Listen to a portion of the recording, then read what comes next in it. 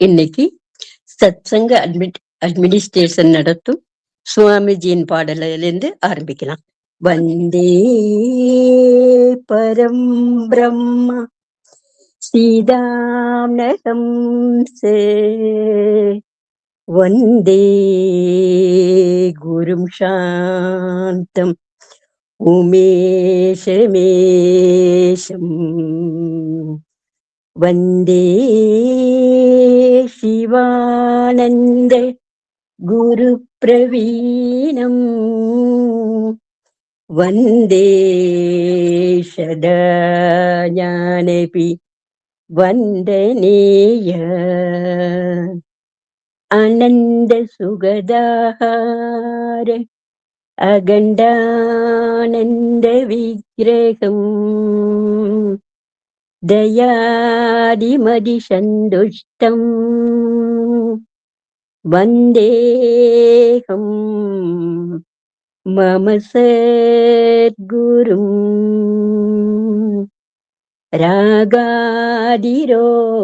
ராகாதிரோகான் ஷததானுஷக்தா நசேஷகாயே பிரசுதானசேஷான் ஔத்சூக்யமோக ரதிதாஞ்சகான யோ பூர்வ வைத்யாயே நமோஸ்து தஸ்மை. இப்போ ஒரு சாங். ஐயன் இருந்தாடும் தூயே அம்பலமாய் வீடு 5382 ஆச்சரிய கோடு கைவல்யம் தருக உந்தன் லட்சியத்தினோடு கதி எடுத்து மகிழுடனே கருணை வழிபாடு ஐயன் இருந்தாடும் தூயே அம்பலமாய் வீடு.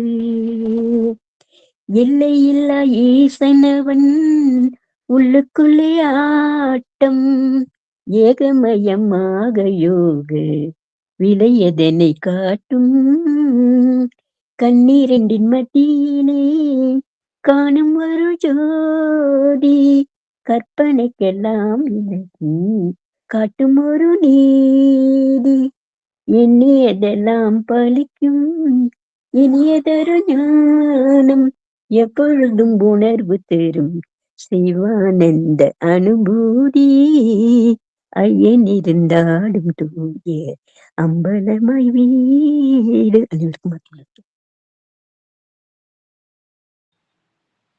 அனைவருக்கும் ஆத்ம நமஸ்காரம். போன அத்தியாயத்துல மனம்னு சொல்லக்கூடிய ஒரே ஒரு பொருளுக்கு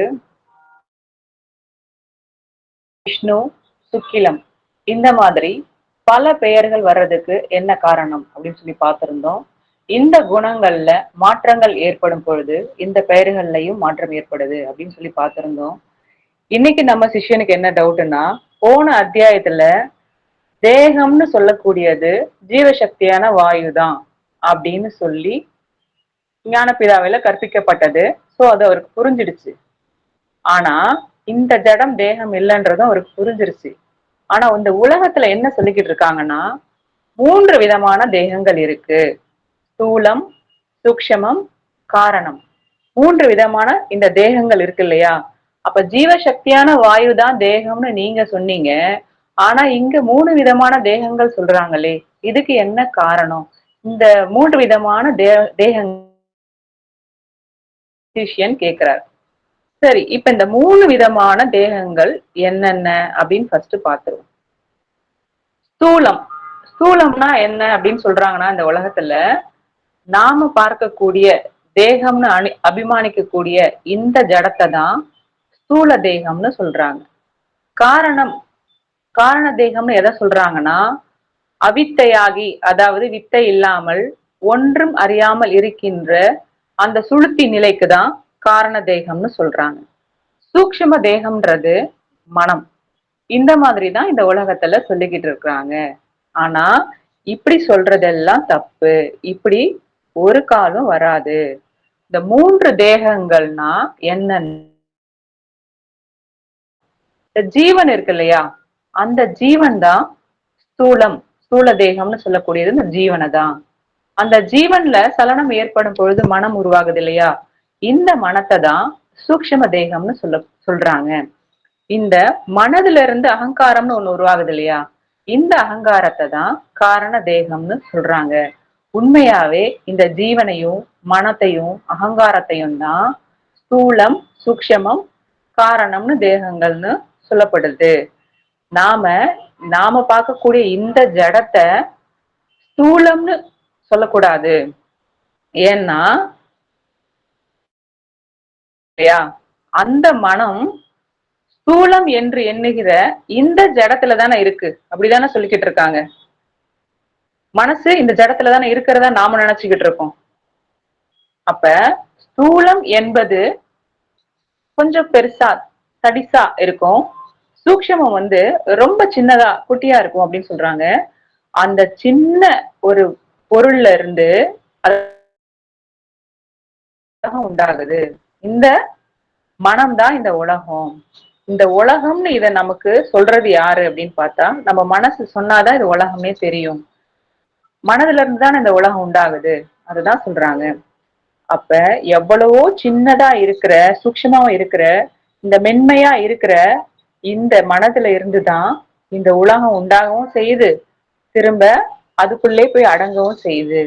இது எப்படின்னு பார்த்தோம்னா, நாம தூங்கிக்கிட்டு இருக்கோம், தூக்கம் விழிக்கிற போது இந்த உலகம் நமக்கு உண்டாகுது இல்லையா, அது வரைக்கும் நமக்கு இந்த உலகம் தெரிய போறது இல்ல.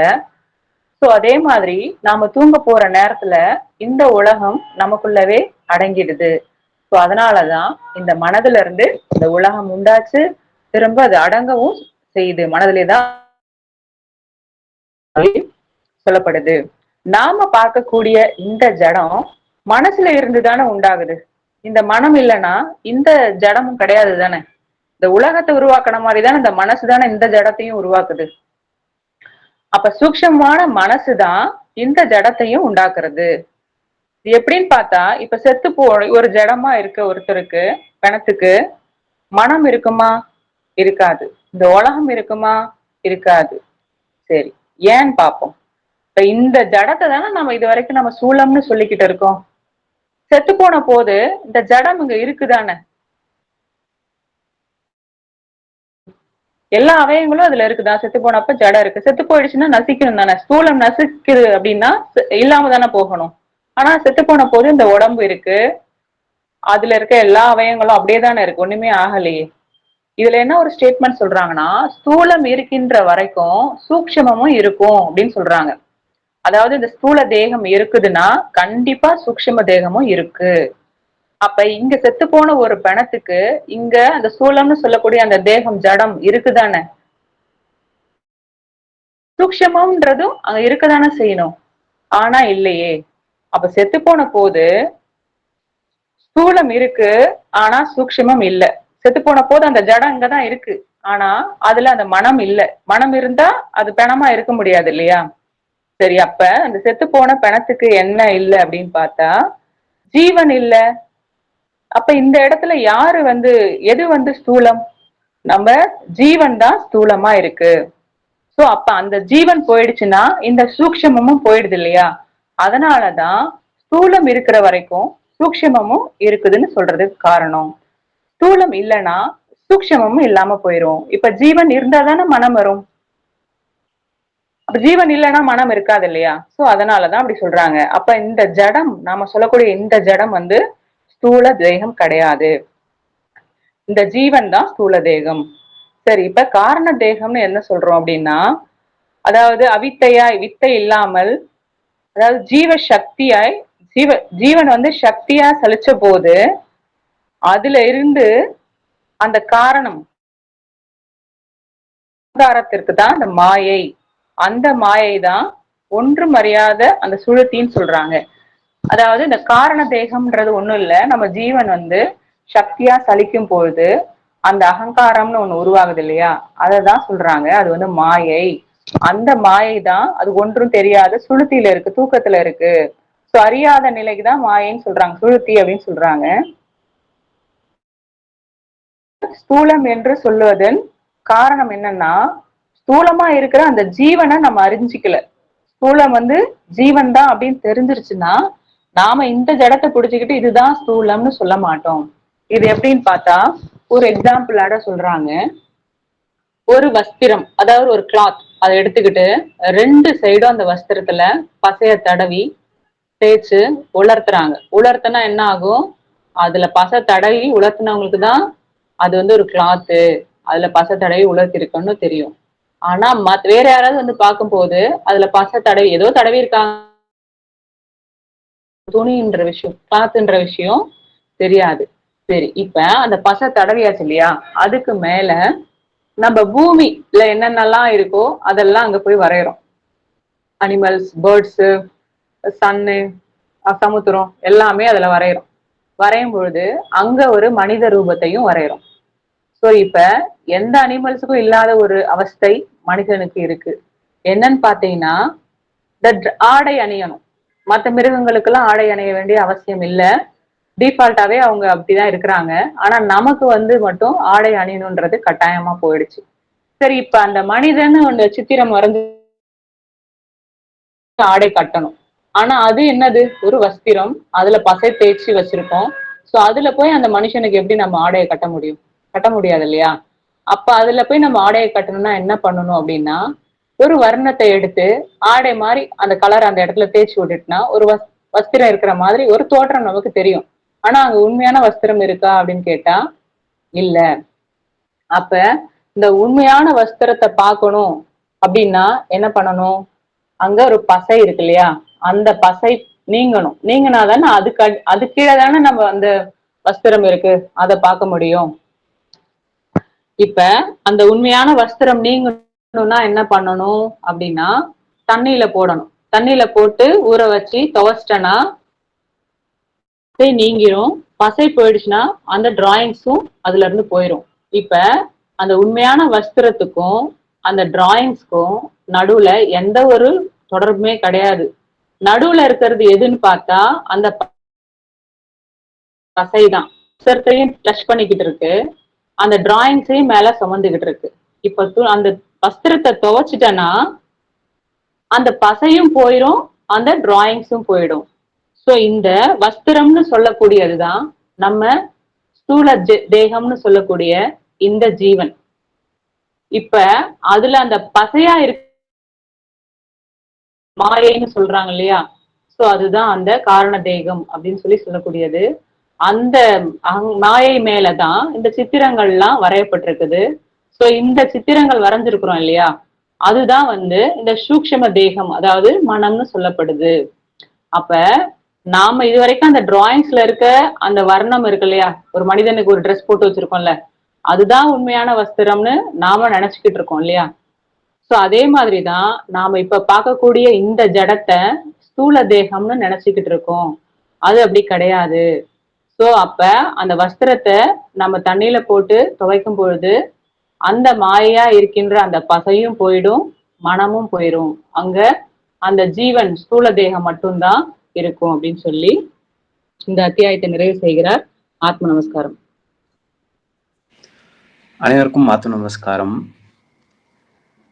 முடிசார்ந்த மன்னரும் மற்றும் உள்ள, அதாவது பட்டினத்தவரோட ஒரு பாட்டு எடுத்து இதுல இருந்து நம்ம எடுப்போம். முடிசார்ந்த மன்னரும் மற்றும் உள்ள முடிவில் ஒரு பிடி சாம்பராய் வெந்து மண்ணாவதும் கண்ட பின்னும் இந்த படிசார்ந்த வாழ்வை நினைப்பதல்லால் பொன்னின் நம்பலவர் அடிசார்ந்து நாம் உய்ய வேண்டும் என்று அறிவார் இல்லையே.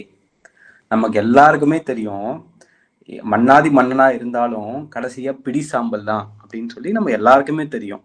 ஆனா இந்த ஒண்ணுமே இல்லாத அந்த பசைய நம்ம வச்சுக்கிட்டு அதன் மூலியமா நம்ம அந்த பசை மூலியமா சித்திரத்தெல்லாம் வரைஞ்சி பார்த்துக்கிட்டு கடைசி வரைக்கும் நம்ம சித்திரத்தோடவே இருந்து செத்து போயிடுறோம். அப்போ உண்மையான உருவம் எது அப்படின்னு நமக்கு தெரியறது இல்லை. அதாவது நம்ம தோச்சி எப்ப அது கிளீன் பண்ணி நம்ம தோச்சி எடுக்கிறோமோ அப்போதான் ஜீவன் ஒண்ணு இருக்கு அப்படின்றதே நமக்கு புலப்படுது. அப்படி இல்லை அப்படின்னா கடைசி வரைக்கும் அந்த பசையும் அந்த அந்த சித்திரமும் தான் உயிரோட்டமுள்ள ஒரு பொருள் ஒன்றும், அதாவது பணம், அதை சார்ந்த உலக போகம், இது ரெண்டும் தான் மிகப்பெரிய பொருளும், மீதி எதுவுமே வந்து உண்மை இல்லை அப்படின்னு ஒரு மாய பிம்பம் நமக்கு வந்து உண்டாகுது. இதே மாதிரி ஒரு ஒரு பொதுவான வந்து ஒரு கேள்வி வந்து சிஷ்யருக்கு உண்டாகுது. உலகத்துல வந்து சிஷ்யருக்கு ஏற்கனவே தெரியும், தேகம் வந்து வாயு தான் அப்படின்னு சொல்லி ஏற்கனவே போன அத்தியாயத்திலேயே நிறைய அத்தியாயத்துல அப்பா வந்து எடுத்துக்காட்டா சொல்லியிருப்பாரு. ஆனாலுமே சிஷ்யருக்கு என்ன தோணுது அப்படின்னா, உலகத்தார் வந்து எப்பவுமே வந்து சொல்லிட்டு இருக்காங்க, ஸ்தூல தேகம், சூட்சும தேகம், காரண தேகம் அப்படின்னு சொல்லி சொல்லிட்டு இருக்காங்களே, அப்படின்னா என்னன்னு சொல்லி அவருக்கு வந்து ஒரு கேள்வி வருது. ஏன்னா எல்லாமே வாயு அப்படின்னா ஏன் இப்படி மூணா பிரியணும் அப்படின்னு ஒரு கேள்வி வந்து இயற்கையாவே அவருக்கு வருது. அப்ப அப்பா வந்து என்ன கேட்கிறாரு அப்படின்னா, உன்னோட பார்வையில இந்த 3 தேகங்களும் என்ன அப்படின்னு சொல்லி கேட்கிறாரு. அப்ப பொதுவா என்ன அவரு அவரு என்ன நினைச்சிட்டு இருக்காரோ அதை சொல்றாரு. அப்போ ஸ்தூல தேகம் அப்படின்னா இந்த காடுகின்ற இந்த ஜடம் அப்படின்றது இந்த உலகத்தார் சொல்றது, நானும் அப்படிதான் நினைக்கிறேன் அப்படின்னு சொல்றாரு. அப்போ காரண தேகம் அப்படின்னா ஒன்றும் அறியாமல் இருக்கின்ற சூட்சமம் ஆகும். அதாவது வந்து ஒண்ணுமே இல்லாத ஒரு மாயை அப்படின்னு சொல்லிட்டு சொல்றாரு. சூட்சமம் அப்படின்னா மனம் அப்படின்னு சொல்லி சொல்றாரு. அப்ப அப்பா கேக்குறாரு, இந்த மூணும் நீ தனித்தனியா சொல்றியே, அந்த மூணும் தனித்தனியா இருக்குமா அப்படின்னு கேட்டா ஒரு காலமும் இருக்காது, மூணுமே ஒண்ணுதான் அப்படின்னு சொல்லி சொல்றாரு. அதாவது ஸ்தூலமா இருக்கிறதும் சரி, சுட்சமா இருக்கிறதும் சரி, காரணமா இருக்கிறதும் சரி, மூணுமே ஒண்ணுதான் அப்படின்னு சொல்றாரு. சரி, இது வந்து எப்படி எப்படி வந்து இவருக்கு எப்படி இருந்தாலும் ப்ரூவ் பண்ணணும் இல்லையா? அதுக்கு வந்து என்ன அப்படின்னா, ஸ்தூலமா இருக்கின்றது வந்து ஜீவன். அந்த ஜீவன்ல இருந்து சக்தியாக, அதாவது வந்து நாசமில்லாத அட்சரமா இருக்கின்ற அந்த ஜீவன்ல இருந்து சக்தியாக, மனமாக வெளிப்பட்டு இந்த மாயையாகிய அகங்காரமாகும். ஜீவன்ல இருந்து சக்தியாகிய மனம் வெளிப்பட்டு அந்த மனதில் இருந்து அகங்காரமாகிய இந்த உலகம் வந்து வெளிப்படுது. இது வந்து திருமந்திரத்துல வந்து இது அப்படியே ஜெராக்ஸ் எடுத்தாச்சா மாதிரி ஒரு பாட்டு இருக்கு. அந்த பாட்டு என்னன்னா, மர அதாவது வந்து மரத்தை மறைத்தது மாமத யானை, மரத்தில் மறைந்தது மாமத யானை, பரத்தை மறைத்தது பார்முதல் பூதம், பரத்தில் மறைந்தது பார்முதல் பூதமே. ஒரு மரம் இருக்கு, அந்த மரம் வந்து யானையால செய்யப்பட்ட ஒரு மரம் அப்படின்னு பாத்தீங்க அப்படின்னா, நீங்க வந்து யானை, அது மதம் பிடிச்ச யானை அப்படின்னு பாத்தீங்கன்னா அந்த இடத்துல மரம் தெரியாது, யானை தான் தெரியும். அப்போ நீங்க அதோட மரத்தோட தன்மை, அதோட உயரம், நீளம் அதெல்லாம் பார்த்துட்டு மரம்னு உங்களுக்கு நல்லாவே தெரிஞ்சு போச்சு. அப்படி பார்த்துட்டு மரம் தான் தெரியுமே தவிர அங்க யானை தெரியறதுக்கு வாய்ப்பு இல்லை. இந்த எந்த மரத்துல செஞ்சிருக்காங்க, தேக்கு மரமா இல்ல வந்து செம்மரமா அப்படிதான் யோசிக்க தோணுமே தவிர அது யானைன்றது தெரியறதுக்கு வாய்ப்பு இல்லை. அப்போ பரத்தில் மறைந்தது பார்முதல் பூதம், அதாவது இந்த பரத்துல மறைந்தது பார்முதல் பூதம், அதாவது இந்த உலகம்னு சொல்லப்படுறது எல்லாமே பரத்துல வந்து மறைஞ்சு போச்சு. அதாவது என்ன என்ன சொல்றாங்க அப்படின்னா, நீங்க இந்த வஸ்து, இந்த உலக வஸ்துவை நீங்க பாத்தீங்க அப்படின்னா இறைவன் உங்களுக்கு தென்படாது அப்படின்னு சொல்றாங்க. நீங்க பாக்குற நம்ம கார் ஆகட்டும், பஸ் ஆகட்டும், எது வேணாலும் ஆகட்டும், இந்த உலகத்தோட பொருளாகட்டும், ஈவன் உறவினர்கள் கூட ஆகட்டும், எல்லாருமே பரத்தோட ஒரு அணு, ஒரு துளி இல்லைங்களா? பரமே தான் அது. ஆனா நமக்கு என்ன தெரியுதுன்னா அதெல்லாம் ஒரு மாயையா தெரியுது இல்லையா? சினிமான்றது ஒரு பெரிய மாயையா தெரியுது. அதுக்கப்புறம் வந்து ஆபீஸும் ஒரு மாயை தான். நம்ம போற ஒரு ஒரு இது எடுக்கிறோம், எல்லாமே ஒரு ஒரு மாயையா தெரியுது. ஆனா எல்லாமே ஒண்ணுத்துல இருந்து தான் உருவாயிருக்கு. அந்த அந்த பரத்தில் மறைந்தது பார்முதல் பூதம். அப்போ நம்ம இது எல்லாமே வந்து இறைவன் தான், இறைவனோட பிரதிபிம்பம் தான், இல்ல இறைவனா தான் இருக்கு அப்படின்னு நம்ம நினைச்சு உள்ள உணர்ந்து பார்த்தோம் அப்படின்னா நம்ம பாக்குற இந்த உலகம் வந்து தெரியாம போயிடும். அதுக்கு அணுவுக்குள் அணுவாய் இருக்கின்ற அந்த பொன்னம்பலம் வந்து தெரியும் அப்படின்னு சொல்றாங்க. அப்போதான் வந்து நம்மளோட ஜீவனும் இந்த உலகத்துல இருக்கிற ஜீவனும் ஒன்றாயிடும் அப்படின்ற மாதிரி அது ஆயிடும். சரி, இங்க வந்து என்ன அப்படின்னா, இப்ப ஜடத்தை வந்து ஸ்தூல தேகம் சொல்லலாமா அப்படின்னா சொல்லக்கூடாது. இப்போ நீங்க ஸ்தூல தேகம் அப்படின்னு பார்த்தா இந்த உடல் இல்லையா, அது உடலை வந்து உடல் சொல்றாங்க பொதுவா. அந்த உடல் வந்து தடித்து பெருசா இருக்குது. ஆனா இந்த சூட்சும தேகம் வந்து ரொம்ப ரொம்ப சின்னதா இருக்குது. அதாவது அதுதான் மனம்னு சொல்றாங்க. ஆனா என்னன்னா இந்த மனத்தில் இருந்துதான் இந்த உலகம் வந்து நமக்கு வந்து காணுவதற்கோ கேட்பதற்கோ அணுகுவதற்கோ இருக்குது. இப்ப மனம் அப்படி இல்லை அப்படின்னா இந்த உடல் இருந்து நமக்கு பிரயோஜனம் கிடையாது இல்லையா? ஆனா மனத்துக்குமே ஒண்ணு காரணமா இருக்குது. அதுதான் ஜீவன். நம்ம அதுக்கு அப்புறம் வருவோம். அப்போ இங்க அந்த சிறியதா இருக்கின்ற அந்த மனம் தான் நமக்கு தோற்றமாகவும் அதுவே அடங்கவும் செய்யுது. தோன்றவும் செய்து அதுவே நம்ம தூங்கும் போது அடங்கவும் செய்யுது இல்லையா? காடுகின்ற ஜடம் மனதில் இருந்து உண்டாகிறது. அப்போ மனம் இல்லைன்னா இந்த ஜடமும் இல்லை, இந்த உலகம் இல்லை. அதுக்கு ஒரு உதாரணமா அப்பா என்ன சொல்றாருன்னா, ஒருத்தன் செத்து போயிட்டான் அப்படின்னா நம்ம அவனோட உடலை பார்க்கிறோம். அவனோட மனம் இருக்கா அப்படின்னு கேட்டா இல்ல. அப்போ ஜீவன் இருக்கா அப்படின்னு கேட்டாலும் இல்ல. இது எப்படி அப்படின்னா, ஸ்தூலமா இருக்கட்டும் சூட்சமா இருக்கட்டும், ஜீவன் சிவன் அதாவது சக்தி இல்லையா? அந்த சக்தி இல்லைன்னா சிவம் இல்லை. அது ரெண்டுத்தையும் பிரிக்க முடியாது அப்படின்னு தான் சொல்றாங்க. அப்போ நீ பாக்குற இந்த உடம்ப நீ ஸ்தூல தேகம் அப்படின்னு சொன்னா எப்படி நீ சொல்ல முடியும்? ஏன்னா மனம் இல்லை.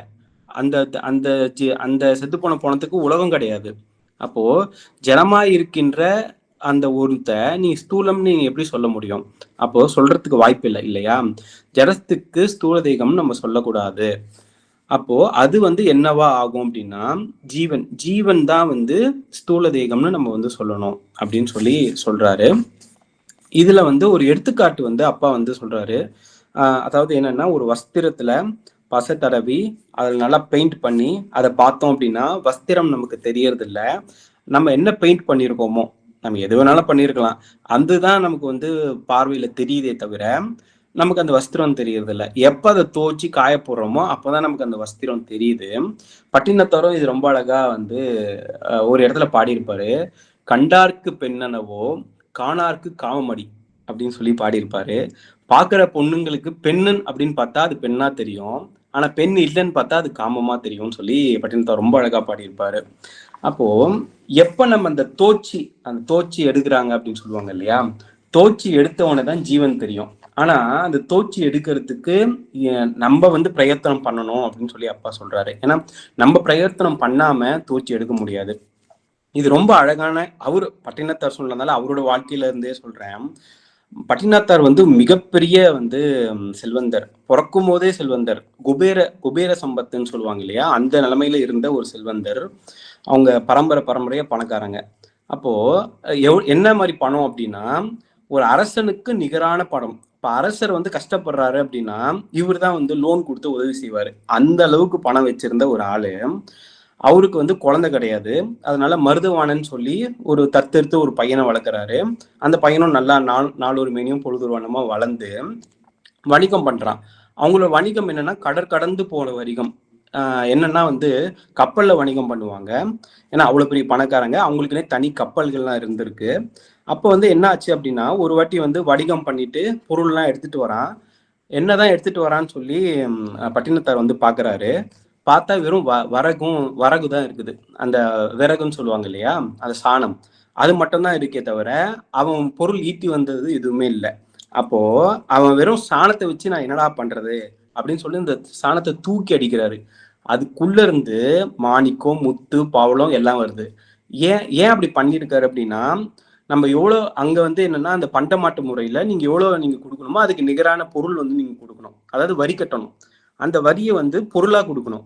அதனால நான் பொருளா எதுக்கு தரணும், வரட்டிக்கு எதுக்கு அவ்வளவு பொருள் நான் தரணும்னு சொல்லிட்டு வரட்டியா எல்லாத்தையும் மாத்தி அதுக்குள்ள எல்லாத்தையும் மறைச்சு எடுத்துட்டு வராரு. ஆனா அது மேட்டர் கிடையாது. அப்போ இந்த வண்ணமா இதை நான் என்ன சொல்ல வரேன் அப்படின்னா, அந்த பசையா இருக்கின்ற ஒரு பணம் வித்தியாசமா நவரத்னமாவும் மணியாவும் இந்த உலக போகமாவும் ஒரு சித்திரம், அப்பா சொல்ற மாதிரி அந்த பசையில சித்திரம் வரைஞ்சா மாதிரி உலக போகம் நமக்குமே இது பொருந்தும். நம்ம பணம் வச்சு பொருள் வாங்குறோம், எல்லாமே வாங்குறோம். அது எல்லாமே உண்மையா அப்படின்னு கேட்டா கிடையவே கிடையாது. அப்போ எது உண்மை அப்படின்னா ஜீவன் மட்டும்தான் உண்மை.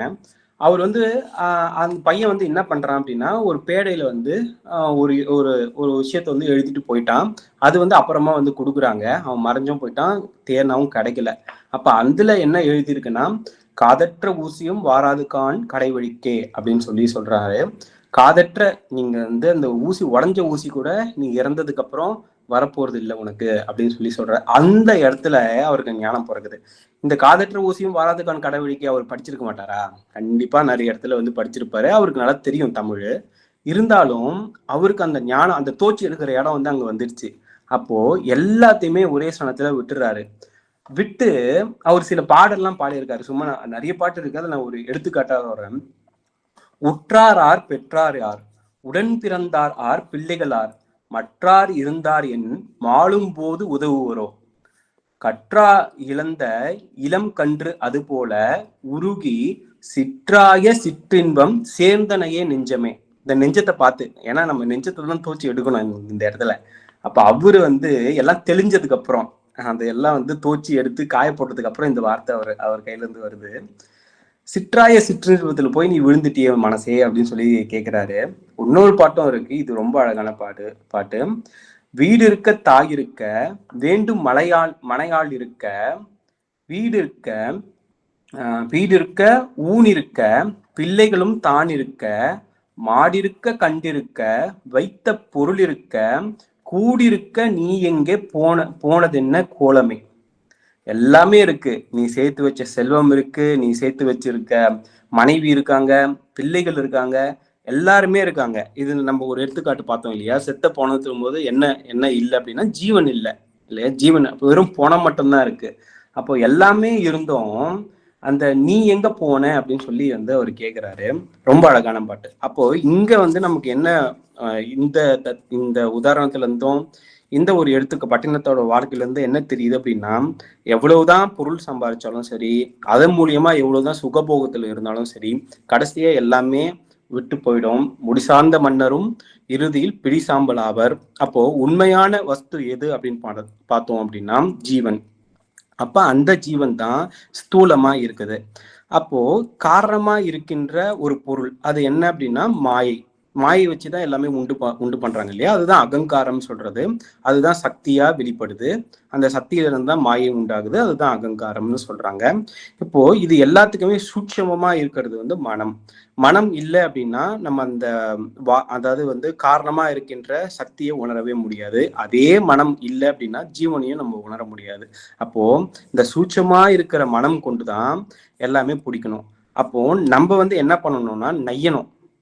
இந்த ஜீவனை நம்ம அடையறதுக்கு இறைவன் எப்படி நம்ம தோச்சி எடுப்பாரு, அந்த மாதிரி நம்ம வந்து அணுகணும். அதாவது வந்து சொல்லுவாங்க பொதுவா, நம்ம ஒரு அடி வச்சா இறைவன் 10 அடி வைப்பாங்க அப்படின்னு சொல்லுவாங்க. நம்ம ஒரு அடி ஃபர்ஸ்ட் வைக்கணும், அப்பதான் இறைவன் 10 அடி வைப்பாரு.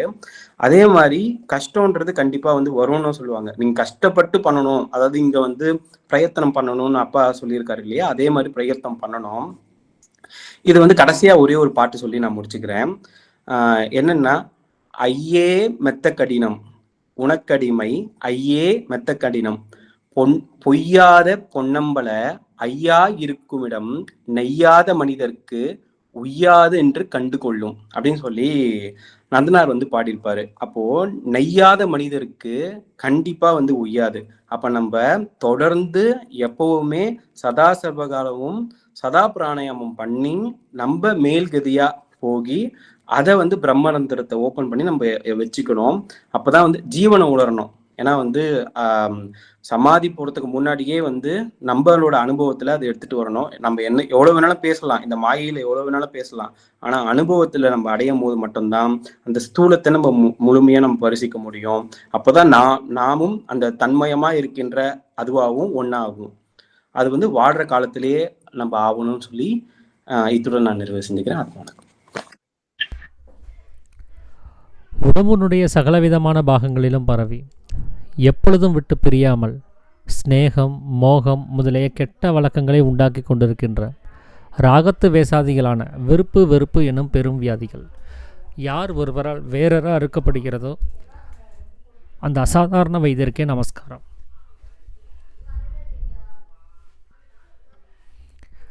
நாம் இன்னைக்கு பார்க்க இருக்கிறது 11வது அத்தியாயத்தில் தேகங்கள் பற்றின ஒரு விவரங்கள் தான். ஏன்னா சாமி வந்து 4வது அத்தியாயத்தில் தேகம் அப்படிங்கிறது நம்ம ஜீவசக்தியான வாயு அப்படின்னு சொல்லியிருந்தார். ஆனால் உலகத்தில் வந்து பார்த்திங்கன்னா 3 வகையான தேகங்கள் இருக்கிறதா சொல்லப்படுது. ஸ்தூல தேகம், சூட்சும தேகம், காரண தேகம். இந்த 3 வகையான தேகங்களோடு தான் நாம் இந்த உலகத்தோட அனுபவப்பட்டுருக்கிறதா இந்த உலகத்தில் சொல்லி வர்றாங்க. அப்படி உலகத்தில் அதுக்கான டெஃபினிஷன்ஸ் என்ன கொடுத்துருக்குறாங்க அப்படின்னா, ஸ்தூலம் அப்படிங்கிறது இந்த உடம்பு, சூட்சுமம் அப்படின்னு சொல்லக்கூடியது இந்த மனம், காரணம் அப்படிங்கிறது அறியாமை அப்படின்னு சொல்லக்கூடியது. இப்படி தான் இந்த 3 விஷயங்களுக்கும் விளக்கங்கள் உலகத்தில் சொல்லி வர்றது. சாமி சொல்கிறாரு, இது மிகவும் தப்பிதம்ங்கிறார். ஏன் அப்படின்னா, இப்படி ஒரு 3 தேகங்கள் உண்டாகிறதுக்கு வாய்ப்பே கிடையாது. ஏன் அப்படின்னா, உண்மையில் இந்த 3 தேகங்கள் கிடையாது தான். ஆனால் அது வேதங்கள்லேயும் எழுதப்பட்டிருக்குது. 3 வகையான தேகங்கள் இருக்கிறதா வேத சாஸ்திராதிகள் சொல்லியிருக்கிறாங்க. ஆனால் சாமி இங்கே தப்பிதம்னு சொல்கிறாரே அப்படின்னா, உண்மையிலே இது இருக்கிறதுக்கு வாய்ப்பு இல்லை தான். ஆனால் மாயையில் இதெல்லாம் இருக்கிறதுக்கு வாய்ப்பு இருக்குது.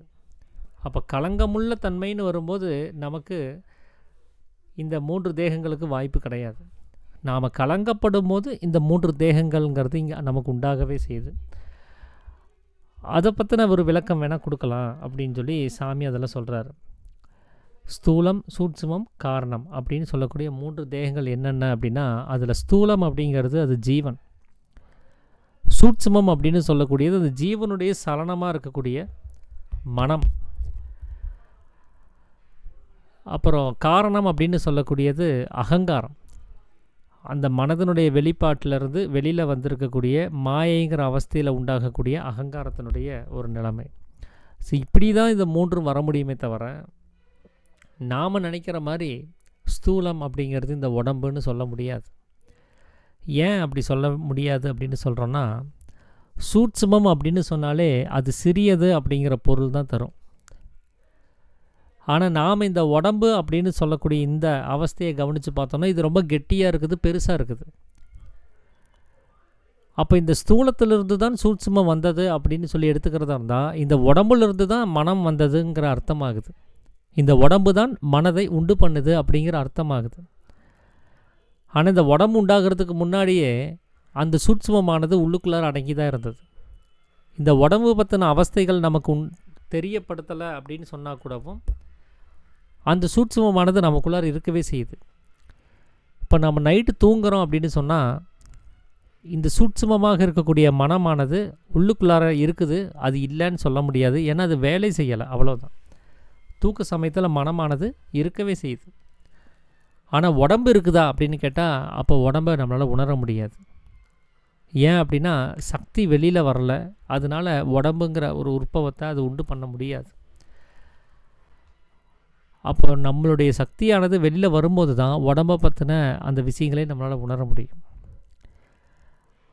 அப்போ இவ்வளோ சிறிய மனசிலிருந்து தான் இவ்வளோ பெரிய உலகம்ங்கிறதே உண்டாகுது. இதை பற்றி சாமி ஏற்கனவே விளக்கம் கொடுத்துருப்பார். மிகவும் சிறியதிலிருந்து இவ்வளோ பெரிய உலகம் எப்படி உண்டாச்சு அப்படிங்கிறத பற்றி. ஒரு விதையிலிருந்து ஒரு விருட்சம் எப்படி முளைச்சி வருதோ, விதை சிறியதாக இருந்தாலும் விருட்சம் எவ்வளோ பெருசாக வருதோ, அதுபோல் மனம் எவ்வளவு சிறியதாக இருந்தாலும் அந்த மனதனுடைய வெளிப்பாட்டிலிருந்து பிரதிபலிப்பாக வெளியில் வரக்கூடிய உலகமானது அது பெரிய அளவில் விஸ்தாரமாகவே செய்யுது. அப்போ இந்த ஜடமும் இந்த உலகமும் எங்கிருந்து உற்பத்தி ஆகுது அப்படின்னா மனதிலிருந்து தான். மனம் இல்லை அப்படின்னு சொன்னால் இதனுடைய உற்பத்தியே கிடையாது. அப்போ இப்போ கவனித்து பாருங்கள், ஸ்தூலம்ங்கிறது இந்த உடம்பை சொல்ல முடியுமா? ஏன்னா ஸ்தூலம் இல்லை அப்படின்னு சொன்னால் சூட்சுமங்கிறதே இருக்காது. ஏன்னா ஸ்தூலத்திலிருந்து தான் சூட்சுமங்கிறதே உண்டாகுது. அப்போ இந்த உடம்பு அப்படிங்கிறத நம்ம எந்த வகையிலையும் ஸ்தூலம்னு சொல்ல முடியாது. மனதை சூட்சுமமாக சொல்லும் பொழுது உடம்பை ஸ்தூலம்னு சொல்கிறதுங்கிறது ரொம்ப தப்பான ஒரு அபிப்பிராயங்கிறது உண்டாகுது. ஏன்னா ஒருத்தர் செத்து போயிட்டார் அப்படின்னு சொன்னால் அங்கே சூட்சுமங்கிறது இருக்கிறது இல்லை. ஆனால் நாம் ஸ்தூலம்னு அபிமானிச்சிருக்கக்கூடிய உடம்பை கவனிக்கவே செய்கிறோம். ஆனால் உண்மையிலேயே அவங்க என்ன சொல்கிறாங்க, ஸ்தூலம் இருக்கிற காலம் வரைக்கும் சூட்சுமம் இருக்கவே செய்யுதுங்கிறாங்க. அப்போது நாம் நினைக்கக்கூடிய இந்த ஸ்தூலம்ங்கிற உடம்பு இருக்குது அப்படின்னு சொன்னால் அங்கே கண்டிப்பாக சூட்சுமங்கிறது இருக்கவே செய்யணும். ஆனால் செத்துப்போன பிணத்திற்கு நாம் ஸ்தூலம்னு நினைக்கக்கூடிய ஜடமாக இருக்கக்கூடிய உடம்பு இருக்கவே செய்யுது. ஆனால் மனமாக இருக்கக்கூடிய சூட்சுமம் அங்கே இல்லாமல் ஆகிறத தான் நம்ம பார்க்குறோம். ஒரு செத்துப்போன பிணத்திற்கு மனம் இல்லாமல் போகக்கூடிய அந்த நிலைமையை கவனிக்கவே செய்கிறோம். அப்போ இந்த செத்துப்போன சமயத்துலேயும் ஸ்தூலம்னு நாம் அபிமானிக்கக்கூடிய உடம்பு இருக்கவே செய்யுது. ஆனால் சூட்சுமம் மட்டும் நசிஞ்சு போகுது. ஸோ இப்படி வர்றதுக்கான வாய்ப்பு இல்லை. ஸ்தூலம் இருந்தால் சூட்சுமம் இருக்கும். ஸ்தூலம் இல்லாமல் சூட்சுமமானது இருப்பதுக்கு எந்த ஒரு வாய்ப்பும் இல்லை. அப்போது உண்மையாகவே செத்த போது அங்கே சூட்சுமம் இல்லாமல் போகுது அப்படின்னு சொன்னால் அங்கே ஸ்தூலமும் நசிஞ்சு போயிடுச்சுன்னு அர்த்தம். அப்போ செத்த போது எது நசிஞ்சு போகுச்சோ அதுதான் ஸ்தூலம்னு சொல்லக்கூடியது. அப்போ ஒருத்தர் செத்து போயிட்டார் அப்படின்னு சொன்னால் அவருக்குள்ளார என்ன இல்லாமல் போச்சுன்னு நம்ம பார்க்கணும். அதுதான் அங்கே ஸ்தூலம்னு சொல்லக்கூடியது. அது ஜீவன் தான். அது செத்துப்போன பிணத்திற்கு இல்லாமல் போனது ஜீவன். அந்த ஜீவன் இல்லாததுனால, அந்த ஸ்தூலமாக இருக்கக்கூடிய ஜீவன் இல்லாததுனால சூட்சுமமும் இல்லாமல் போயிடுச்சு. அப்போ காரணம்னு சொல்லக்கூடிய தேகம் இருக்குமான்னு கேட்டால் அதுவும் இருக்க போகிறதில்ல. ஏன்னா சூட்சுமத்திலிருந்து தான் காரணமும் உண்டாயிருக்குது. காரணம் அப்படிங்கிறது என்ன அப்படின்னா, எதையுமே அறிய முடியாமல் இருக்கக்கூடிய சுசுப்தி. சுசுப்தி அப்படின்னு சொன்னால் தூக்கம் அப்படின்னு அர்த்தம். ஏற்கனவே சாமி 7ஆம் அத்தியாயம் பற்றி பேசும்போது சொல்லியிருப்பார். நாம் காணக்கூடியது இந்த உலகம்ங்கிறது சொப்பனம். இந்த சொப்பனம் எப்படி உண்டாகுது? அறியாமைன்னு சொல்லக்கூடிய நம்ம தூக்கத்தில் இருக்கிறோம், அதனால் உண்டாகுது. அப்போ அறியாமைன்னு சொல்லக்கூடிய தூக்கத்தை தவிர்த்து வேறொரு தூக்கம் நமக்கு கிடையாது அப்படின்னு சொல்லியிருந்தார். அப்போ ஒன்றுமே அறிய முடியாமல் இருக்கக்கூடிய சுசுப்தி தான் காரண தேகம் அப்படின்னு சொன்னால், அந்த சுசுப்தின்னு சொல்லக்கூடிய தூக்கமானது என்னவாக இருக்குது அப்படின்னா தன்னை அறியாமல் இருக்கக்கூடிய நிலைமையாக இருக்குது. அப்படி தன்னை அறிய விடாமல் இருக்கக்கூடிய அந்த நிலைமை எது அப்படின்னா மாயை தான். அது அந்த மாயை இருக்கிற வரைக்கும் தன்னை அறிய முடியாது. மாயை என்னைக்கு இல்லாமல் ஆகுதோ அப்போ தன்னை அறியக்கூடிய நிலைமைக்கு நாம் வருவோம். அப்போ மாயைனா என்ன, அது எப்படி உண்டாகுது அப்படின்னா முதல் அத்தியாயத்திலே அதுக்கான விளக்கம் கொடுத்துருப்பார். மாயை என்பது இருக்க வேண்டிய ஒரு பொருள், அது இல்லாமல் ஆவதற்கு பேர் மாயை. அந்த இருக்க வேண்டிய பொருள் எது? அறிவாக இருக்கக்கூடிய ஜீவசக்தியான வாயு. அந்த அறிவு இல்லாமல் போகும்போது அறியாமைங்கிறது வருது. அப்போ அந்த அறிவுங்கிற பொருள் தான் அங்கே இருக்க வேண்டியது. அது நசிஞ்சு போகும்போது தான் அங்கே மாயை அப்படின்னு சொல்லக்கூடிய நிலைமை ஏற்படுது. அதுதான் அறிய முடியாமல் இருக்கிற அறியாமைன்னு சொல்லக்கூடியது. அதைத்தான் சாமி தூக்கம்னு சொல்கிறாரு. அப்போ இந்த காரண தேகமாக இருக்கக்கூடிய மாயை அப்படிங்கிற அவஸ்தை தான் இங்கே தன்னை அறிய முடியாமல் தடுக்கக்கூடியதாக இருக்குது. இப்படி தான் இந்த 3 தேகங்கள் அப்படிங்கிறது இருக்குது. ஒன்று ஜீவனாக இருக்கக்கூடிய ஸ்தூலம், அந்த ஸ்தூலத்திலிருந்து உண்டான சூட்சுமமாக இருக்கக்கூடிய மனம், இந்த இரண்டையும் அறிய முடியாமல் நம்மளை வச்சிட்ருக்கக்கூடிய காரண தேகமாக இருக்கக்கூடிய அகங்காரம். அது இந்த உடம்பினுடைய புலன்கள் வழியாக வெளியில் வியாபித்து வெளியில் இருக்கக்கூடிய விஷயங்களை பந்தப்பட்டு இருக்கக்கூடிய மாயையாக இருக்கக்கூடிய அந்த அவஸ்தை.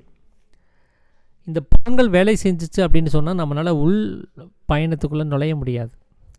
நான் இந்த உலகத்தில் ஒரு விஷயத்தை பார்க்குறேன் அப்படின்னு சொன்னால் என்ன கவனிக்க முடியாது. உலகத்தில் இருக்கக்கூடிய ஒரு விஷயத்தை நான் கேட்குறேன் அப்படின்னு சொன்னால் என்ன கவனிக்க முடியாது. உலகத்தில் ஒரு விஷயத்தில் நான் பேசுகிறேன் அப்படின்னு சொன்னால் என்ன கவனிக்க முடியாது.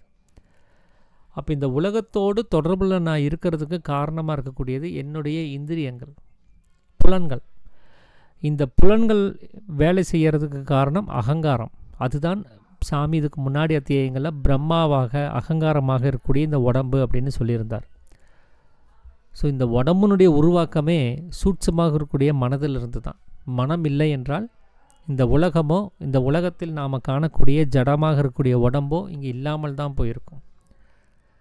ஏன்னா இதெல்லாம் சொப்பனம் தானே, மனதனுடைய கற்பனை தானே. அந்த கற்பனைக்குள்ளார தான் நமக்கு உடம்பு இருக்கிற மாதிரியும், அந்த உடம்புல கண்கள் வந்து பார்க்குற மாதிரியும், காது கேட்கிற மாதிரியும், மூக்கு முகர்ந்தறிகிற மாதிரியும், நாவு சுவைத்தறிகிற மாதிரியும், தோல் தொட்டறிகிற மாதிரியும் ஒரு சொப்பனத்தை காணுகிறோம். அந்த சொப்பனம் நமக்குள்ளார இருக்கிற வரைக்கும் நம்மளால் நிஜத்தை பார்க்க முடியாது, இயல்பான நம்மளுடைய தன்மைக்கு வர முடியாது.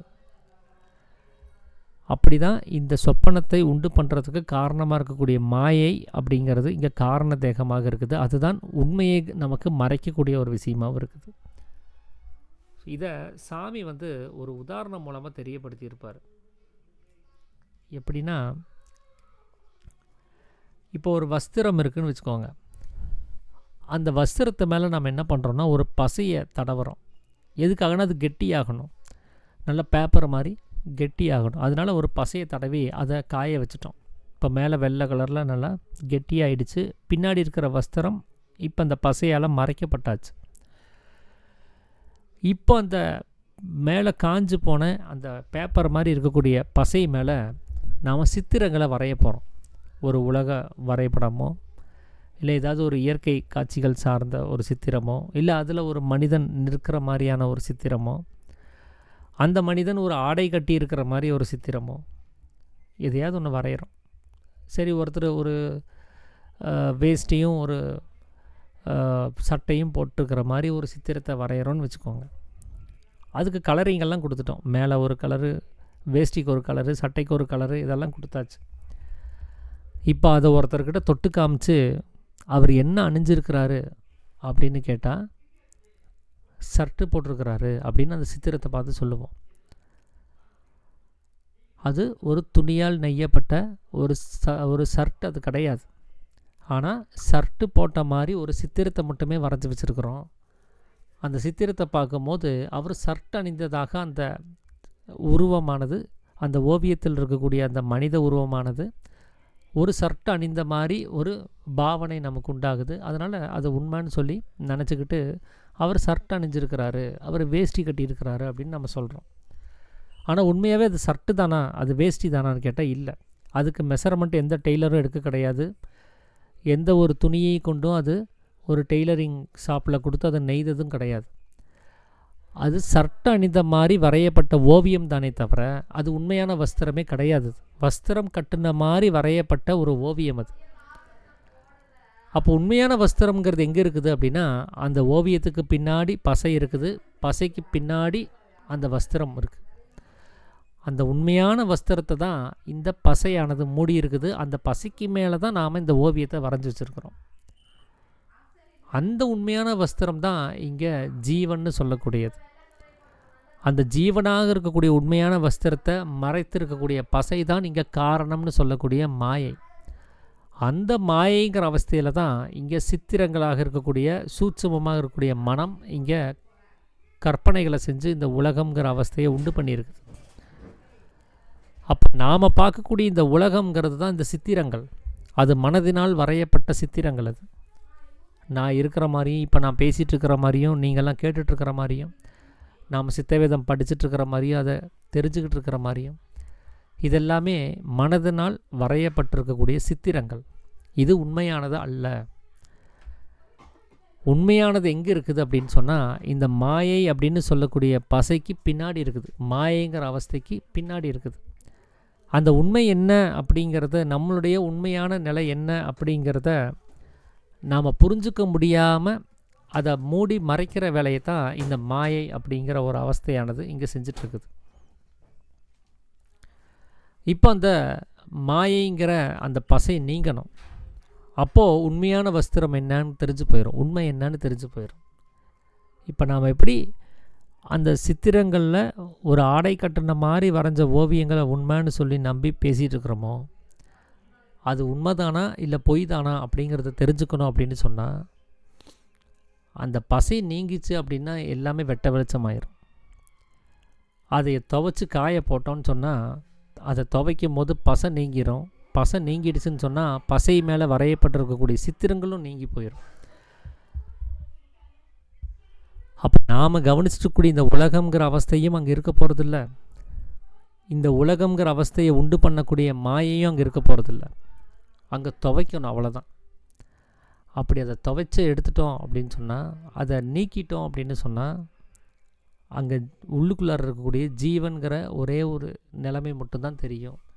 அந்த ஜீவன்கிற நிலைமை, அந்த உண்மையான வஸ்திரத்தை நாம் என்றைக்கு பார்க்குறோமோ அதுக்கு பேர் தான் தன்னை அறிதல்ங்கிறது. அதுதான் ஜாக்கிரத நிலைமைங்கிறது. அதை அறியாத வரைக்கும் இந்த சித்திரங்களை கவனிச்சிட்ருக்கிறதாகட்டும், இல்லை இந்த பசையினால் அதை மூடி மறைச்சிருக்கக்கூடிய நிலைமையாகட்டும், இதெல்லாம் இன்னமும் நமக்குள்ளார இருக்குதுன்னு சொன்னால் நாம் இன்னும் ஒன்றும் அறியாத சுசுப்தி அப்படின்னு சொல்லக்கூடிய அறியாமையாக இருக்கக்கூடிய தூக்கத்தில் இருக்கிறோம், அகங்காரத்தில் இருக்கிறோன்னு அர்த்தம். அந்த தூக்கம் கலைக்கப்படணும் அப்படின்னு சொன்னால் நமக்கு முழிப்பு வரணும். பொதுவாக நாம் எப்போ எந்திரிக்கிறோம்? நைட்டு தூங்குகிறோம், காலையில் எந்திரிக்கிறோம். அப்போ ஒரு வெளிச்சம்னு ஒன்று வருது, ஒரு பகல் அப்படின்னு சொல்லக்கூடிய ஒரு பொழுது வருது, உடனே எந்திரிக்கிறோம். அப்போ நமக்குள்ளார இப்போ இருட்டாக இருக்குது, அதனால் தூங்கிட்டுருக்குறோம். எப்போ நம்மளே பிரகாசம் உண்டாகுதோ அப்போ நம்ம எந்திரிக்க போகிறோம், தூக்கத்திலிருந்து எந்திரிக்க போகிறோம். தூக்கத்திலேருந்து எந்திரிச்சிட்டோன்னு சொன்னால் எந்த கனவும் நம்மளை பின்தொடர போகிறது கிடையாது. எந்திரிச்ச மறு கணமே அந்த கனவும் கலைக்கப்பட போகுது. அப்போ இந்த உலகங்கிற அவஸ்தை இங்கே உண்டாகிறதுக்கு காரணம் நம்மில் இருக்கக்கூடிய தூக்கம்தான். அந்த தூக்கத்துக்கு காரணம் நமக்குள்ளார இருக்கக்கூடிய இருட்டு தான், அந்த ராத்திரி அப்படின்னு சொல்லக்கூடிய நிலைமை தான். அந்த ராத்திரின்னு சொல்லக்கூடிய அந்த தூக்க நிலைமை நம்மளே எப்போ நீங்குது அப்படின்னா நம்மளே பிரகாசம் உண்டாகும்போது. அது ஏன் இப்போ பிரகாசம் உண்டாகலை அப்படின்னு சொன்னால், நமக்குள்ளார இருந்த பிரகாசத்தை தான் நாம் வெளியில் விட்டுட்டோம். அந்த பிரகாசத்தை நாமளே தக்க வைத்து கொள்ளாமல் அதை வெளியில் விட்டதுனால இப்போ நமக்கு உலகங்கிற நிலைமையெல்லாம் பிரகாசமாகி போச்சு. அதெல்லாத்தையுமே தெளிவாக பார்க்குறோம். அண்டங்களுக்கு அப்பால் என்ன இருக்குதுங்கிறத ஆராய்ச்சி பண்ணிகிட்ருக்குறோம். ஆழ்கடலுக்குள்ளார என்ன இருக்குதுன்னு ஆராய்ச்சி பண்ணிகிட்ருக்குறோம்.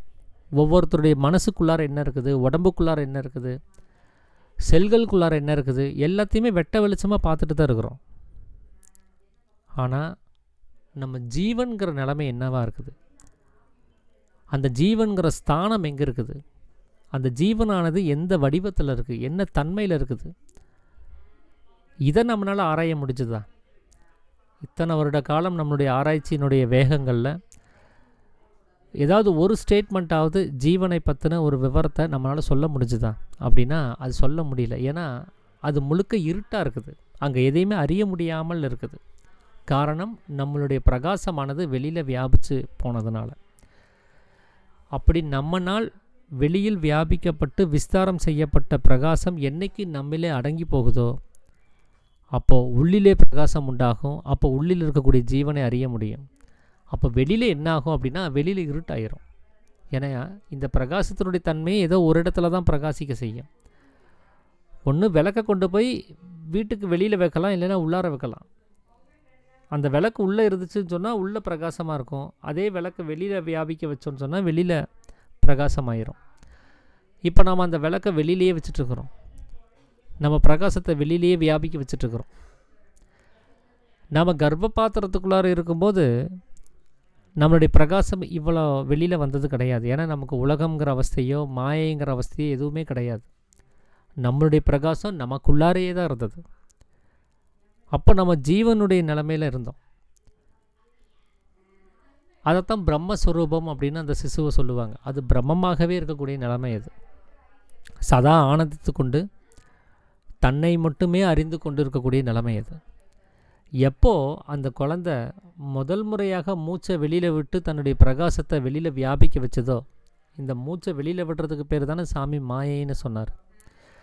அப்படி மாயைங்கிற அவஸ்தையை அந்த குழந்தை எப்போ உண்டு பண்ணி தன்னுடைய பிரகாசத்தை வெளியில் வியாபிக்க வச்சதோ அந்த கணம் முதல் உள்ளுக்குள்ளார இருட்டாகி போச்சு, வெளியில் பிரகாசம் ஆயிடுச்சு. நாம் கர்ப்ப பாத்திரத்தில் இருக்கும்போது வெளியில் இருட்டு, உள்ளுக்குள்ளார பிரகாசம். ஏன்னா நம்மளுடைய பிரகாசம் வெளியில் வியாபிக்காமல் இருந்தது. நாம் இந்த பிரகாசத்தை வெளியில் வியாபிக்க வச்ச உடனே இப்போ வெளியில் பிரகாசம் ஆகிடுச்சு, எல்லாத்தையும் அறியிற நிலைமைக்கு வந்துட்டோம். ஆனால் உள்ளுக்குள்ளே இருட்டாகி போயிடுச்சு. அந்த உள்ளில் இருக்கக்கூடிய இருட்டு தான் நம்மளுடைய அறியாமைங்கிற தூக்கத்துக்கு காரணம். அந்த உள்ளுக்குள்ளார இருக்கக்கூடிய இருட்டு தான் நமக்கு உலகம்ங்கிற சொப்பனத்தை உண்டு பண்ணுவதற்கு காரணமாகுது. அதனால தான் அதை காரண தேகம் அப்படின்னு சொல்கிறார். மாயை அப்படிங்கிறது இங்கே காரணமாக இருக்குது. அதுதான் தன்னை அறிய முடியாமல் தடுக்கக்கூடிய நிலைமையில் இருக்குது. எப்போ இந்த 3 நிலைமைகளையும் நம்ம சரியாக புரிஞ்சுக்கிட்டு அந்த உண்மையான வஸ்திரத்தை தெரிஞ்சுக்கிறதுக்காக இந்த காரணமாக இருக்கக்கூடிய மாயையை நம்ம நீக்கிறதுக்கு முயற்சி பண்ணுறோமோ அப்போ நம்ம உண்மை வஸ்திரத்தை கண்டுபிடிக்க முடியும். அப்போ நமக்கு வேறு வஸ்திரங்கள் தேவைப்படாது. அப்போ அந்த மாயையாக அகங்காரமாக இருக்கக்கூடிய அந்த நிலைமை நீங்கும் பொழுது அங்கே சூட்சுமமாக இருக்கக்கூடிய மனமும் வியாபிக்க போகிறது கிடையாது. அங்கே அகங்காரமாக இருக்கக்கூடிய நிலைமையும் நமக்கு உண்டாக போகிறது கிடையாது. நம்மள இருக்கக்கூடிய எல்லா சொப்பனங்களும் நீங்கிரும், தூக்கம்ங்கிற நிலைமை கலைஞ்சிரும். அதுதான் ஜாக்கிரதைன்னு சொல்கிறது. அந்த ஜாக்கிரதை நிலைமை தான் இங்கே ஸ்தூல தேகம். அதுதான் உண்மையான அந்த ஜீவசக்தியான வாயு தான் தேகம்னு சாமி ஏன் சொன்னாருங்கிறது நமக்கு அப்போ தான் சரிவர புரிய வரும். அப்போது அந்த ஒரு தேகத்தை தவிர்த்து மற்ற தேகங்கள் இல்லை அப்படிங்கிற அந்த உண்மையும் நம்மளால் புரிஞ்சுக்க முடியும். அதுதான் உண்மையான வஸ்திரம்ங்கிறது. அது எப்படி சரியாகும் அப்படின்னா, இந்த சுவாசமானது வெளியில் வியாபிக்கும் போது அதுக்கு மாயைன்னு பேர். எப்போ இந்த சுவாசம் நமக்குள்ளாரே அடங்குதோ அப்போ மாயைங்கிற நிலைமை உண்டாகாது. அப்போ சுவாசம் உள்ளுக்குள்ளாரே அடங்கி இருக்கக்கூடிய நிலைமைக்கு பேர் தான் சமீரணன்னு பேர். இது முதல் அத்தியாயத்திலே சாமி சொல்லியிருப்பார். ஜீவசக்தியான வாயு உள்ளிலேயே மேலும் கீழும் நடந்து பிரம்மரந்திரத்தோடு தொட்டு கொண்டிருக்கக்கூடிய நிலைமைக்கு பேர் சமீரணன். அப்படி அது உள்ளில் இல்லாமல் வெளியில் வியாபிக்கக்கூடிய அந்த நிலைமைக்கு பேர் தான் வாயு. அதனால தான் அது ஜீவசக்தியான வாயுன்னு சொல்கிறோம். அப்போ நம்மளுடைய சுவாசத்துக்கு 2 நிலைமைகள் இருக்குது. ஒன்று உள்ளிலேயே கதாகதம் செய்யக்கூடிய நிலைமை, அது பிரம்மத்தை உணர்த்தக்கூடிய நிலைமை. இன்னொன்று வெளியில் வியாபிக்க செய்யக்கூடிய நிலைமை, அது உலகங்கிற அவஸ்தையை, அந்த கனவை உண்டு பண்ணி அதில் நம்மளை அனுபவப்பட வைக்கக்கூடிய ஒரு நிலைமை. அப்போ இந்த உலகங்கிற கனவு இருக்குது, இந்த உலகங்கிற அவஸ்தை இருக்குது அப்படின்னு சொன்னால் நிச்சயமாக நம்மளால் தன்னை அறிதல்ங்கிற ஒரு நிலைமைங்கிறது சாத்தியமானது கிடையாது. எப்போ இந்த அவஸ்தையை நாம் நீக்கி தன்னுடைய சக்தியை உள்ளுக்குள்ளே நிலைநிறுத்துகிறோமோ அப்போ தான் அந்த தேகம்ங்கிறது ஏன் சாமி ஜீவசக்தியான வாயு தான் சொன்னாருங்கிறத நம்மளால் சரியாக புரிஞ்சுக்க முடியும். அப்போ நமக்கு இந்த சொப்பனமானது உண்டாகிறதுக்கு வாய்ப்பு கிடையாது, தூக்கங்கிற ஒரு நிலைமையும் உண்டாகிறதுக்கு வாய்ப்பு இல்லை. அதனால் இந்த 3 தேகங்களையும் நம்ம உணர்றது எங்கே அப்படின்னா சொப்பனத்தில் தான். தூக்கம் அப்படின்னு சொல்லக்கூடிய மாயைங்கிற நிலைமையில தான். மாயை இல்லை அப்படின்னு சொன்னால் அங்கே ஜீவனோ மனசுன்னோ அகங்காரம்னோ எதையுமே சொல்ல முடியாது. நம்ம பிரம்மத்தில் இருந்தோன்னு சொன்னால் இந்த 3 பேத்துக்கும் வேலையே கிடையாது. நம்ம களங்கமுள்ள தன்மைக்கு வரும்போது தான் அங்கே ஜீவனாகவும் மனமாகவும் அகங்காரமாகவும் இது செயல்பட ஆரம்பிக்குது. அதனால தான் சாமி உண்மையிலேயே இந்த 3 தேகங்களும் இல்லாததாகும் அப்படின்னு சொன்னதுக்கு காரணம், அந்த உண்மைங்கிறது அது பிரம்மம், அது களங்கம் இல்லாத தன்மை. அது அந்த தன்மையில் இருந்துட்டு பாருங்கள், அங்கே எந்த தேகமும் இருக்காது.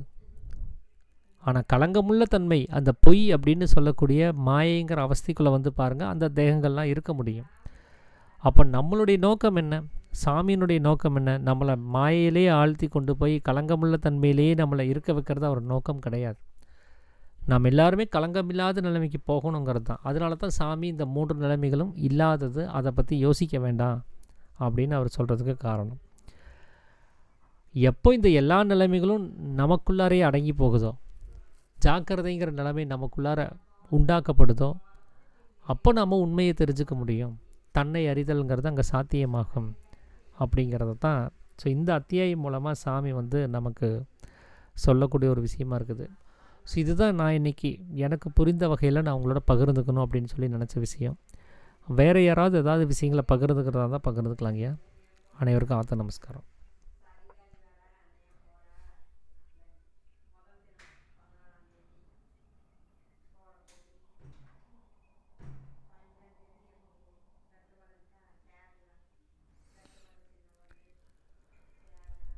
சரிங்க, அப்போது நிறைவு பண்ணுறதுக்கு முன்னாடி நாம் இந்த உபதேசத்தை வாங்கும்போது, நான் இன்று முதல் மனதாலும் வாக்காலும் கர்மத்தாலும் சத்தியத்துக்கு விரோதமாக யாதொன்றும் செய்ய மாட்டோம், நிரபராதியான என் ஆத்மாவே சாட்சி அப்படின்னு சொல்லி தான் நாம் இந்த உபதேசத்தையே வாங்கணும்.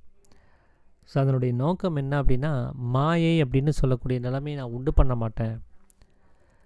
என்னுடைய நிலைமை இந்த வித்தையை உபயோகப்படுத்தி மாயைங்கிற அவஸ்தையை நீக்கிறது தான் என்னுடைய நிலைமை. அதை நீக்கிறதுக்கான முயற்சியில் நான் எப்போவுமே ஈடுபடுவேன். அந்த மாயைங்கிற அவஸ்தை உண்டாகாமல் தடுக்கக்கூடிய சமீரணன்னு சொல்லக்கூடிய கதியை வருவிக்கிறதுக்கு எல்லா நேரங்களிலும் முயற்சி செஞ்சுக்கிட்டே இருப்பேன். அதனால் எந்த ஒரு காரணத்துக்காகவும் என்னுடைய ஜீவசக்தியாக இருக்கக்கூடிய வாயுவை நான் அதை வெளியில் விடாமல் உள்ளுக்குள்ளாரே தக்க வச்சுக்கிறதுக்கான முயற்சியில் இருப்பேன்னு சொல்லி தான் நம்ம அந்த சத்தியவாசத்தை செஞ்சு கொடுத்துருக்குறோம். ஏன் அப்படின்னா இதெல்லாம் முன்னாடியே நம்ம படித்து பார்த்து 22 அத்தியாயமும் தரோவாக தெரிஞ்சதுக்கப்புறம் தான் அந்த உபதேசத்தையே வாங்குகிறோம். ஒரு சிலர் வந்து அவசர கதியில் ஒன்றா ரெண்டா இந்த சித்தவேதத்தை படிச்சுட்டு நானும் படிச்சுட்டேன்னு சொல்லிட்டு வந்து உட்காந்து அந்த உபதேசத்தை வாங்குகிற அந்த விஷயம்லாம் இருக்குது. அது புரியாமல் போன விஷயமும் இருக்குது, படிக்காமல் போன விஷயமும் கூட இருக்குது.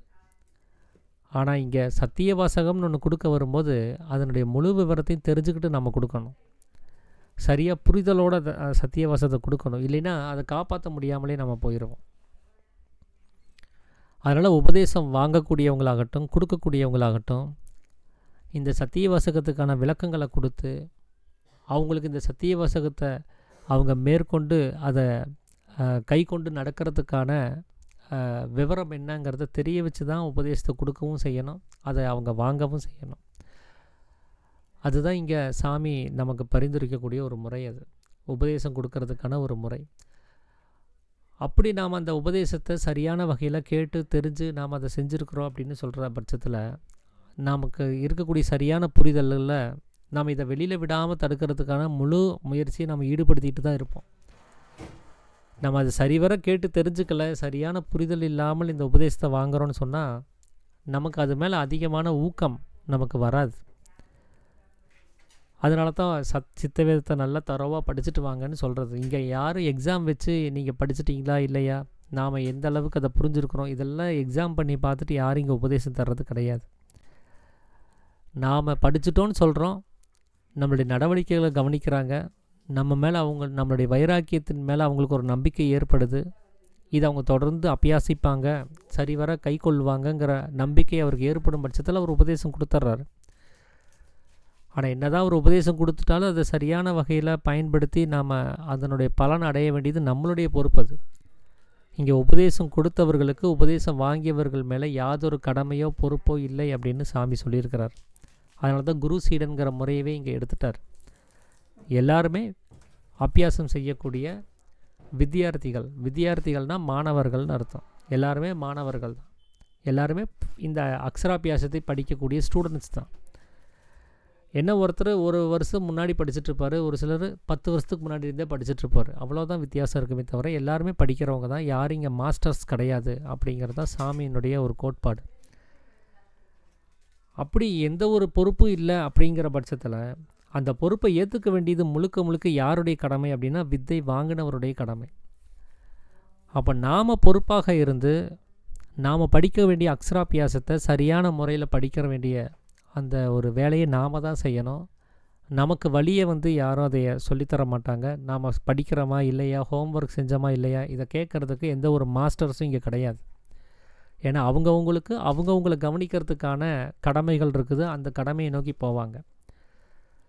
அவங்களுக்கு நம்ம மேலே விழுந்த ஒரு கருணை, ஏன்னா எனக்கு ஒருத்தர் உபதேசம் கொடுக்குறாரு அப்படின்னு சொன்னால் அவர் அந்த நேரத்தில் அவர் ஜீவனை காப்பாற்றுற வேலையை விட்டுட்டு அவர் ஜீவனை இழந்து எனக்கு ஒரு வழி காமிச்சு கொடுக்குறார். அப்போ என் மேலே ஒரு கருணை அடிப்படையில் சரி இவனும் ஒரு ஜீவரட்சிக்கான ஒரு வேலையை செய்யட்டுமே அப்படிங்கிற கருணையில் அவர் ஒரு உபதேசத்தை காட்டி கொடுக்குறாருன்னு சொன்னால் நாம் அதை எந்த அளவுக்கு அதை ஆக்கப்பூர்வமாக அதை கை கொள்ளணுங்கிற ஒரு அக்கறை நமக்கு வேணும். அது மேலே அவ்வளோ ஒரு ஈடுபாடுங்கிறது கொஞ்சமும் குறைஞ்சி போகாத அளவுக்கு அதில் வேணும். ஏன்னா இதற்கு அவங்க பிரதிபலனை எதையுமே வாங்கிறது கிடையாது. காசோ பணமோ பொருளோ பேரு புகழோ இப்படி எதையுமே அவங்க வாங்கிக்கிறது கிடையாது. அப்படி எதையுமே எதிர்பார்க்காமல் அவங்க செய்யக்கூடிய அந்த ஒரு வேலைக்கு நாம் மரியாதை கொடுக்கும் பட்சத்தில் நாம் நம்ம ஜீவனை நேசித்து அவங்க சொன்ன வழிமுறைப்படி, சாமி சொன்ன வழிமுறைப்படி நம்ம நடக்கிறத தவிர அவங்களுக்கு நன்றி கடனாக நம்ம இங்கே வேறு எதுவும் செய்ய முடியாது. அதனால் இந்த சத்திய வாசகத்தை நம்ம என்றைக்குமே நினைவிலே வச்சுருக்கணும். எந்த வேலை செய்யும் போதும் எப்போவுமே நம்முடைய ஜீவன் அங்கே என்னவா ஆகுதுங்கிற கவனம் நமக்குள்ளார இருந்துக்கிட்டே இருக்கணும். அது வெளியில் போய் செலவாகும் போதெல்லாம் இந்த வேலைக்கு இந்த ஜீவனை இழக்கிறது சரியான விஷயம்தானா, இந்த வேலைக்காக இந்த ஜீவனை இழக்கிறதுங்கிறது ஒர்த்தா அப்படின்னு கேட்டால் அது எதுவுமே ஒர்த் இல்லைங்கிற அர்த்தத்தில் தான் வரும். ஆனால் ஒரு சில இடத்துல நம்ம வேறு வழி இல்லாமல் இதை செலவு பண்ண வேண்டிய அவசியம் இருக்கும். உபஜீவனத்துக்காகவோ இல்லை மற்றவங்க நம்மக்கிட்ட ஏதாவது ஒரு உதவின்னு கேட்க வரும்போதோ நாம் அந்த ஜீவனை விட வெளியில் இருக்கக்கூடிய விஷயங்களுக்கு நம்ம முக்கியத்துவம் கொடுக்க வேண்டிய கால சூழ்நிலைகள் கண்டிப்பாக வரவே செய்யும். ஆனால் சாமி அங்கேயும் ஒரு விளக்கு என்ன கொடுக்குறாரு அப்படின்னா, உபஜீவனத்துக்காக நாம் வெளியில் வந்து உயிரை விரயம் பண்ணுற அந்த நிலைமை வந்தாலும் கூட இந்த அபியாசத்தை விடக்கூடாது. மேலும் கீழும் அந்த கதியை நடத்தி அந்த சுவாசத்தை உள்நிலைப்படுத்துகிற முயற்சியை அங்கேயும் விடக்கூடாதுங்கிறார். ஸோ அந்த வகையில் தான் உபஜீவனங்கிறது செய்யறதுக்கான அனுமதி நமக்கு இருக்குது. அந்த மேலும் கீழும் கதி நடத்தாமல் உபஜீவனம் செய்கிறோம் அப்படின்னு சொன்னால், அதுக்காக செலவு பண்ணுறோன்னு சொன்னால், நமக்கும் இந்த வித்தையை பற்றின விவரங்கள் தெரியாதவங்களுக்கும் ஒரு வித்தியாசமும் கிடையாது. நாம் ஒரு வித்தையை தெரிஞ்சு வச்சுருக்கிறோம், காற்றை பிடித்து தனக்குள்ளாரே நிலைநிறுத்துறதுக்கான அந்த ஃபார்முலா தெரிஞ்சிருக்கிறோன்னு சொன்னால், அதை சரியான வகையில் தேவையான இடங்களில் அதை நம்ம செயல்படுத்தணும். அப்போ உபஜீவனம் செய்யக்கூடாதான்னு கேட்டால் செய்யணும். ஆனால் இந்த கதி அபியாசம் செஞ்சுக்கிட்டே செய்யணும். இதுதான் சாமி சொல்கிற கண்டிஷன். இப்போ எனக்கு உபஜீவனத்துக்கான நேரம் இல்லை, இப்போ உபஜீவனங்கிறது இப்போ எனக்கு அவசியம் இல்லை அப்படிங்கிற நேரம் இருக்குதுன்னு சொன்னால் உட்காந்து ஜபம் பண்ணணும். அப்போது உபஜீவனம் இருக்கக்கூடிய நேரங்களில் சதா அபியாசம் செஞ்சுக்கிட்டு அந்த உபஜீவனத்தை மேற்கொள்ளுவதும், உபஜீவனம் அல்லாத நேரங்களில் தன்னை அறிவதற்காக வேண்டி முயற்சி செய்கிறது தான் நம்ம மேலே இருக்கக்கூடிய ஒரு கடமை. அது எதுக்காக அப்படின்னா, இதனால் சாமிக்கோ சமாஜத்துக்கோ இங்கே ஒன்றும் கிடைக்க போகிறதில்ல. நான் 24 மணி நேரம் உட்காந்து பயிற்சி பண்ணாலும் சமாஜத்துக்கு என்ன கிடைக்க போகுது? ஆனால் என்னுடைய ஜீவனுக்கு அது அந்த இறந்து போகக்கூடிய, அது நசிச்சு போகக்கூடிய வேலையை நான் தடுக்கிறேன்.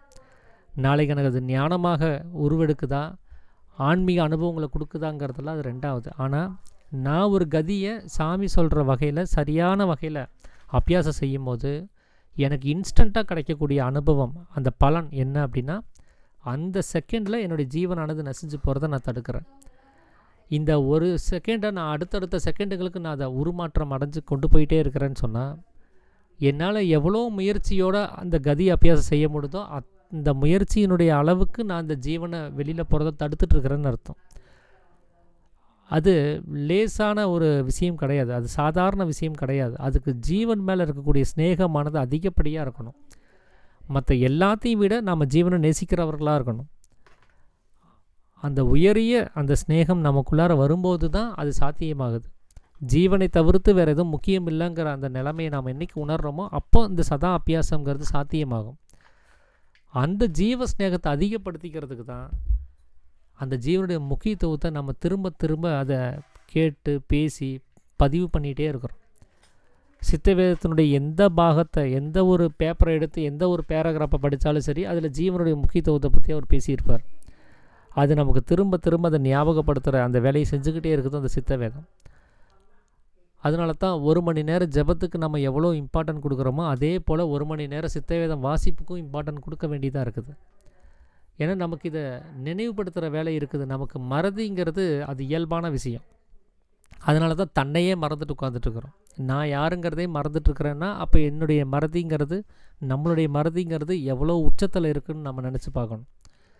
இன்றைக்கி கேட்குற விஷயம் நாளைக்கு மறந்து போயிடும். அப்போ அது மறக்காமல் இருக்கணும்னா என்ன பண்ணணும்? திரும்ப திரும்ப நினைவுபடுத்துகிற வேலையை செய்யணும். அப்போது ஒரு நல்ல ஒரு சேர்க்கை, அதுவும் ஒரே சங்கத்தில் இருக்கணும்னு சாமி சொல்கிறார். வெவ்வேறு சங்கங்கள் வேண்டாம். ஏன்னா ஏகப்பட்ட குழப்பங்கள் இந்த ஆன்மீக பாதையில் இருக்கிறனால ஒரே சங்கங்களில் இருக்கணும். சித்த வித்தியார்த்திகள்னு சொன்னால் அந்த ஒரே சங்கம், அந்த சங்கத்தினோட ஒரு சேர்க்கை, சித்த வேதத்தினுடைய வாசிப்பு, நிலையங்களோட தொடர்பு, இதெல்லாம் நம்ம அதிக அளவில் நம்ம ஈடுபாடோடு நம்மளுக்கு சப்போர்ட்டிவாக வச்சுக்கிட்டோன்னு சொன்னால் இவங்க ஏதாவது ஒரு வகையில் நமக்கு இந்த ஜீவனுடைய முக்கியத்துவத்தை ஞாபகப்படுத்திகிட்டே இருப்பாங்க. அந்த ஞாபகம் இருக்கிற வரைக்கும் சதா அபியாசம் நடந்துக்கிட்டே இருக்கும், கதி அபியாசம் செஞ்சுக்கிட்டே இருப்போம். அப்புறம் ஞாபகம் விட்டு போச்சுன்னு சொன்னால் நாம் நம்ம வேலையை பார்க்க போயிடும். சொந்த விருப்பு வெறுப்புக்காக ஜீவனை நசி செய்கிறதுக்கு நம்ம அனுமதி கொடுக்க ஆரம்பிச்சிருவோம். ஏன்னா அது நம்முடைய சாதாரண இயல்பு. ஸோ அதையே நம்ம மாற்றி அமைக்கிறதுக்கு தான் இந்த சித்த வித்தியார்த்திகளாக அக்ஷராபியாசத்தை நம்ம மேற்கொண்டுட்ருக்குறோம்.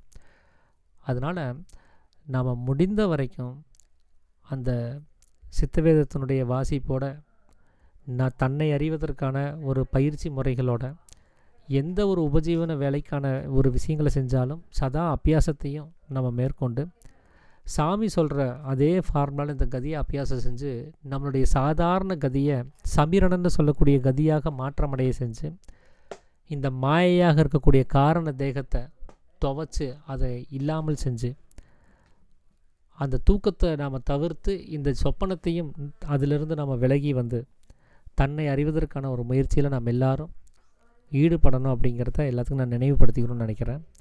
அனைவருக்கும் ஆத்து நமஸ்காரங்க. நாளைக்கு 12ஆம் அத்தியாயம் பற்றி நம்ம ராமச்சந்திரனையா நாளைக்கு வருவார். ஏன்னா என்னுடைய ஸ்லாட்டை அவருக்கு நான் கொடுத்துட்டேன், அவருக்கு வேலை இருந்ததுனால.